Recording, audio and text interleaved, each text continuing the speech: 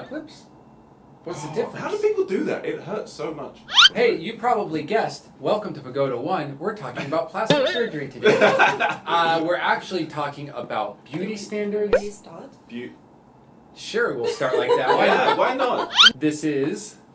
Central England. This is John from America. What have we done?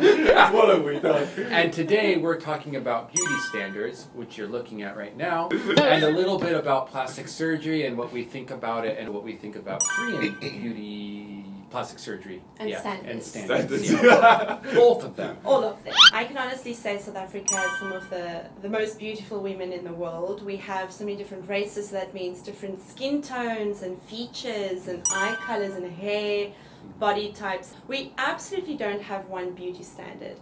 The word thick, like curvy, bootylicious, that is a thing.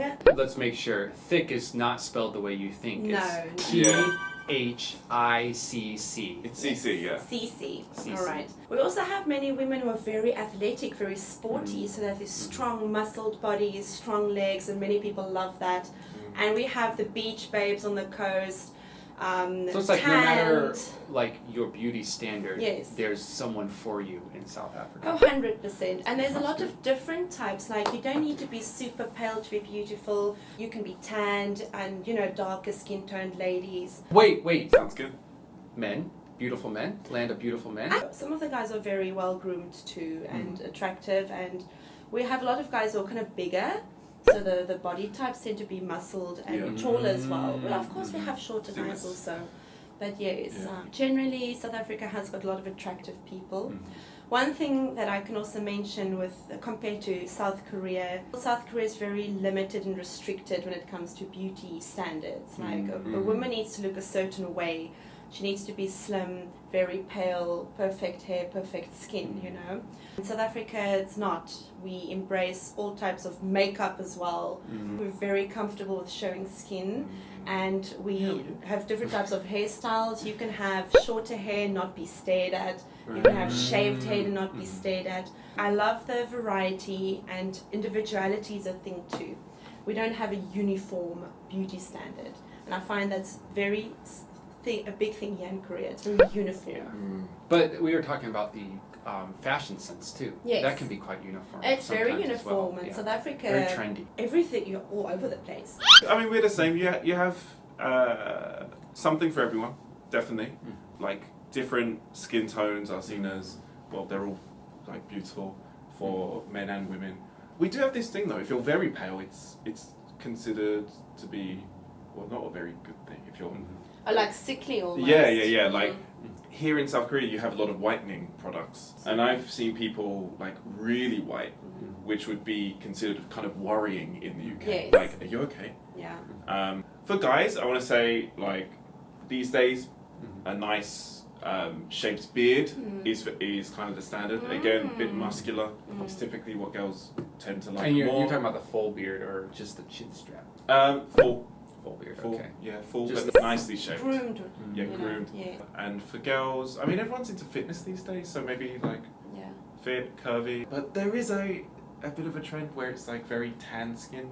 I've seen this on TV. This is what I was curious about, because all the women have fillers. Yeah. The lip fillers and the tan skin. This is what I want to go into. This is a trend I personally hate.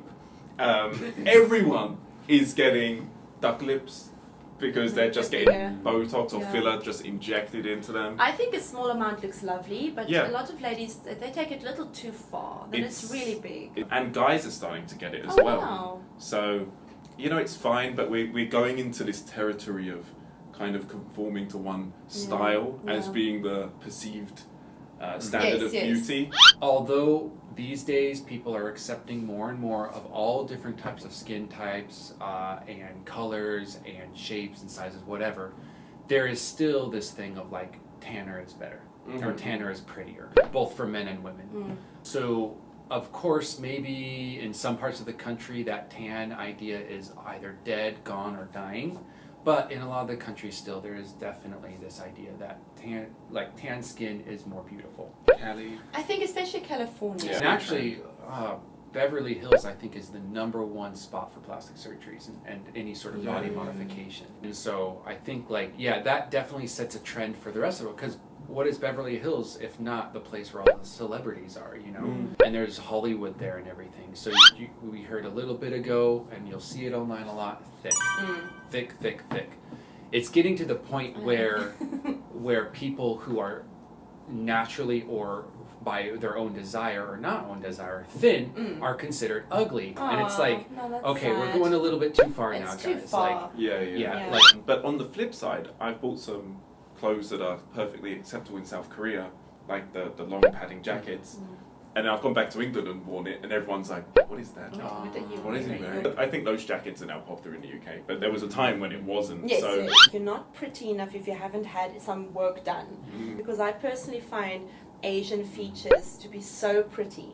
And it's a natural thing, but all of my younger students will say, no, like middle school and high school, you get your eyes done, because people will tell you you'd be so much prettier if you have it done.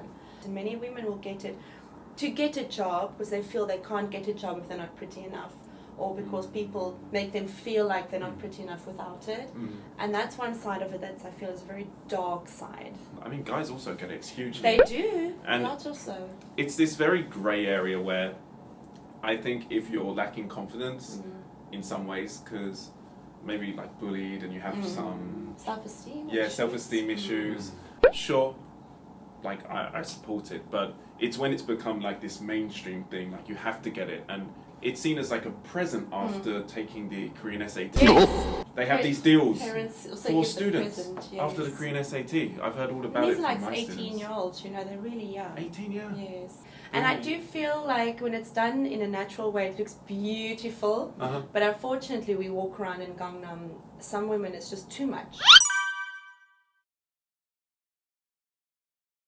Nose, probably. I'm fine with it now, but when I was a teenager, like especially because that's when you go through your growth spurt. So, and what stood out the most on my face was my nose. I would really be too scared, honestly speaking. yeah. I do like high cheekbones. I would probably, if it was possible, to have higher cheekbones, a little more like definition. Make sure to Like, comment whatever you want, but please be nice. And subscribe. Yes. And join us next time, because we'll be here. yeah. Bye bye. Bye bye.